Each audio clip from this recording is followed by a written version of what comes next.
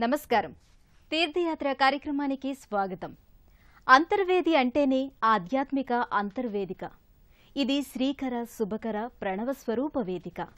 ఈ దివ్య వేదికను దర్శించడంతోనే సకల శుభాలు కలుగుతాయి. అంతర్వేదిలో కొలువైన శ్రీ లక్ష్మీ నరసింహస్వామివారి ఆలయాన్ని మీ ముందుకు తెస్తుంది నేటి తీర్థయాత్ర.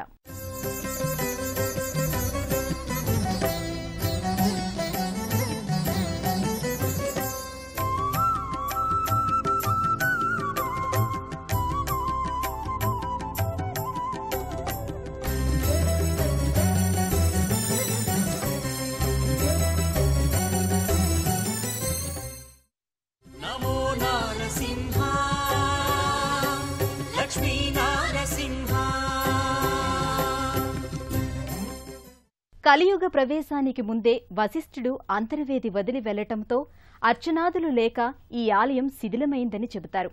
కలియుగములో కేశవదాసు అనే మాధవుడు స్వామివారిపై పెరిగిన పుట్టలను తొలగించి విగ్రహాన్ని బయటకు తీసి అక్కడే కర్రలతో ఆలయాన్ని నిర్మించి నిత్యపూజలకు ఏర్పాటు చేశాడట.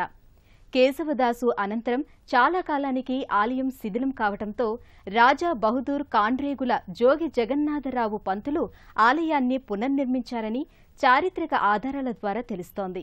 అంతర్వేది నృసింహాగ్ర రత్నలోచనాశక ఉత్తిష్ట కమలాకాంత భక్తాభీష్ట ప్రపూరయ అశ్వరూఢాంబికా వ్యాప్త జిహ్వరుద్దరి ఉద్గమ లక్ష్మీ నృసింహ భగవాన్ సుప్రభాతమరిందమ అంటూ శ్రీ లక్ష్మీ నరసింహస్వామి వారి నామస్మరణతో పునీతమైన దివ్యక్షేత్రం అంతర్వేది.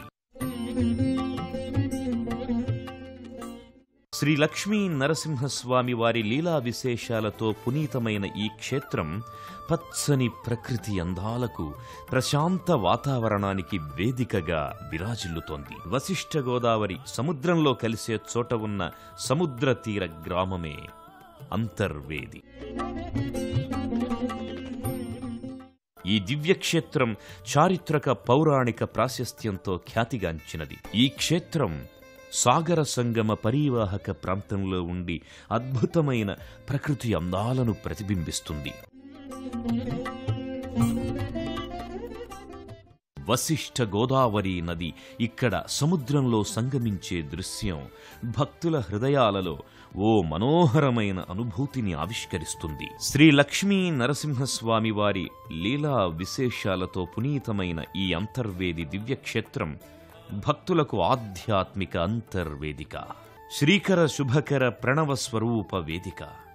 అనుదినం స్వామి దర్శనం కోసం వేచి ఉండే అశేష భక్తజన సందోహాన్ని నిస్సందేహంగా శ్రీకరంగా శుభకరంగా దీవించే పరమపుణ్యప్రద క్షేత్రం. దర్శించినంత మాత్రం చేతనే సకల శుభాలు కలిగించే క్షేత్రం, నరసింహ క్షేత్రాలలో అగ్రగణ్యమైన క్షేత్రం.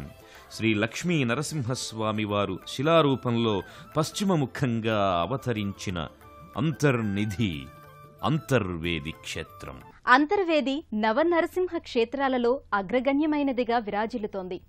శ్రీ లక్ష్మీ నరసింహస్వామి వారు పశ్చిమముఖంగా అవతరించిన దివ్యక్షేత్రమిది. స్వామి దర్శనం కోసం అరుదించే అశేష భక్తజన సందోహాన్ని శుభకరంగా దీవించే పరమ పుణ్యప్రదమ క్షేత్రమిది.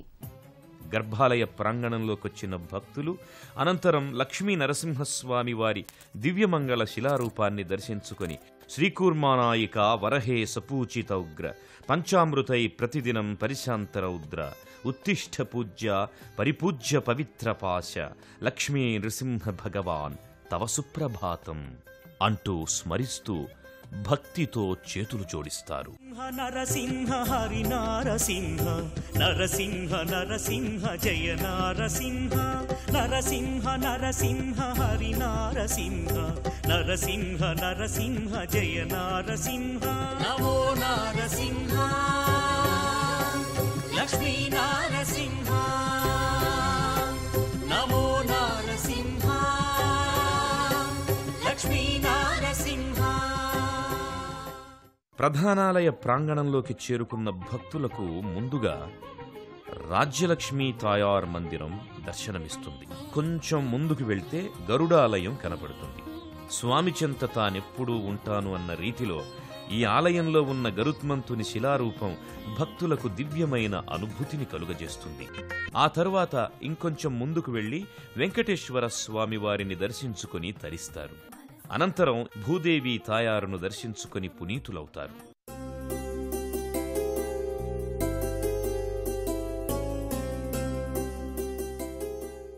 చెంచులక్ష్మి అమ్మవారిని దర్శించుకున్న భక్తులకు శ్రీ రంగనాయక స్వామి ఆలయం దర్శనమిస్తుంది. శేషతల్పం మీద పవళించిన రంగనాయక స్వామివారి శిలారూపాన్ని దర్శించుకున్న భక్తులు భక్తితో ప్రణమిల్లుతారు. పాప విమోచన గోవింద, దుష్ట సంహార గోవింద, దురిత నివారణ గోవింద. ఇక్కడ సంతాన వేణుగోపాల స్వామివారు పిల్లలు లేని దంపతులకు సంతానాన్ని ప్రసాదిస్తాడని విశ్వసిస్తారు. సంతాన వేణుగోపాల స్వామి వారిని దర్శించుకున్న అనంతరం కేశవస్వామి వారి ఆలయం కనబడుతుంది. కేశవస్వామి వారిని భక్తితో దర్శించుకున్న భక్తులు అనంతరం పన్నిద్దాళ్వార్ సన్నిధిని చేరుకొని భక్తిభావంతో చేతులు జోడిస్తారు. అంతర్వేది లక్ష్మీ నరసింహస్వామివారు ఇక్కడ కొలువై ఉండటానికి ఓ పురాణగాథ ప్రచారంలో ఉంది. హిరణ్యాక్షికుడు కుమారుడైన రక్తలోచనుడు శివుని వరప్రభావంతో లోకకంటకుడయ్యాడు. వశిష్ఠ మహర్షి కుమారులను సంహరించి మునులను హింసించి తపోభంగం కలిగించాడట. పుత్రశోహితుడైన వశిష్ఠుడు రక్తలోచుణ్ణి సంహరించటానికి యుద్ధం చేశాడట. యుద్ధంలో రక్తలోచుని శరీరం నుంచి పడిన ప్రతి రక్తపు బిందువు నుంచి మరలా వేలాది మంది రాక్షసులు ఉద్భవించటంతో నరసింహస్వామి మాయారూపంలో ఉన్న తన సోదరి అశ్వరూఢాంబను సహాయం కోరగా ఆమె తన పొడవాటి నాలుకను యుద్ధభూమిపై పరచి రక్తలోచుని శరీరం నుంచి కారే రక్తాన్ని భూమిపై పడకుండా చేయటంతో నరసింహస్వామి రక్తలోచుని సంహరించాడట.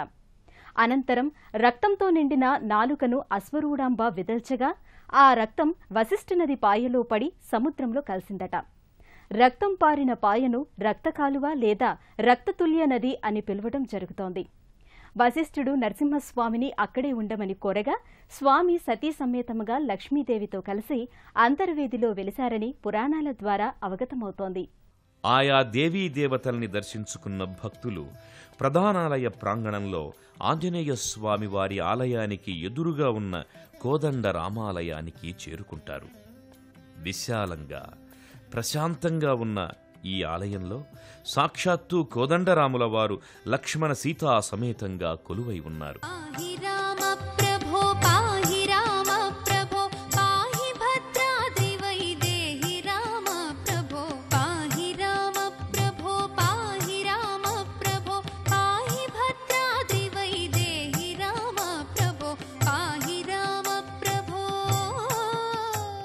కోదండ రామాలయాన్ని దర్శించుకున్న భక్తులు ఆ తరువాత గర్భాలయ ప్రాంగణంలో ఉన్న వేణుగోపాల స్వామి వారిని దర్శించుకుని తరిస్తారు.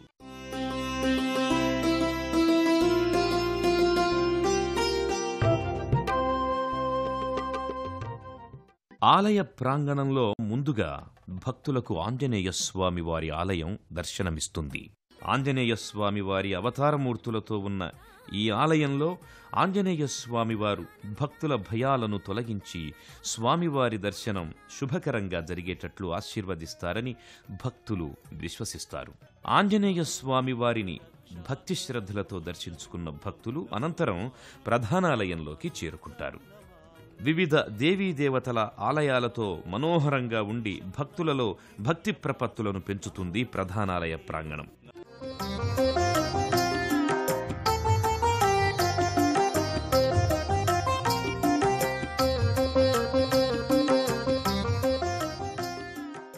అంతర్వేది శ్రీ లక్ష్మీ నరసింహస్వామి వారికి భీష్మ ఏకాదశి పర్వదినాలలో జరిగే కళ్యాణోత్సవాలు నయనానందకరం. 9 రోజుల పాటు నిర్వహించే ఈ ఉత్సవాలను అంగరంగ వైభవంగా జరుపుతారు. సుగ్రీవ నరసింహ సులభుడవందరికి, సుగ్రీవ నరసింహ సులభుడవందరికి, అగ్రేసరుడవీవు అవతారు దేవా, సుగ్రీవ నరసింహ సులభుడవందరికి, అగ్రేసరుడవీవు అవతారు దేవా, సుగ్రీవ కృతయుగం ఆరంభంలో సాక్షాత్తు బ్రహ్మరుద్రయాగం చేయటానికి వేదికగా ఈ ప్రాంతాన్ని ఎంపిక చేసి యాగరక్షణకు నీలకంఠేశ్వరుని ప్రతిష్ఠించి యాగాన్ని పూర్తి చేసిన మహాధామమిది. బ్రహ్మకు యజ్ఞవేదిక అయినందువల్లే ఈ ప్రాంతం అంతర్వేదికగా ఏర్పడి కాలక్రమంలో అంతర్వేదిగా మారింది.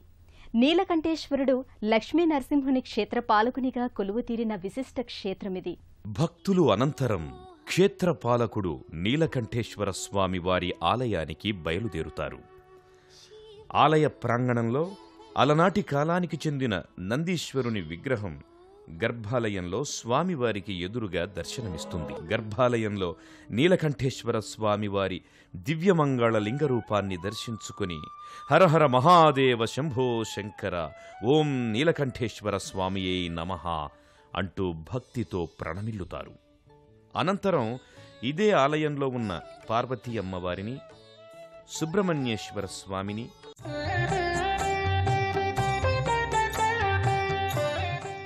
విఘ్నేశ్వరుని, దుర్గా అమ్మవారిని భక్తితో దర్శించుకొని తరిస్తారు. శ్రీ నీలకంఠేశ్వర స్వామి వారిని దర్శించుకున్న భక్తులు అనంతరం అశ్వరూఢాంబిక అమ్మవారిని దర్శించుకొని తరిస్తారు.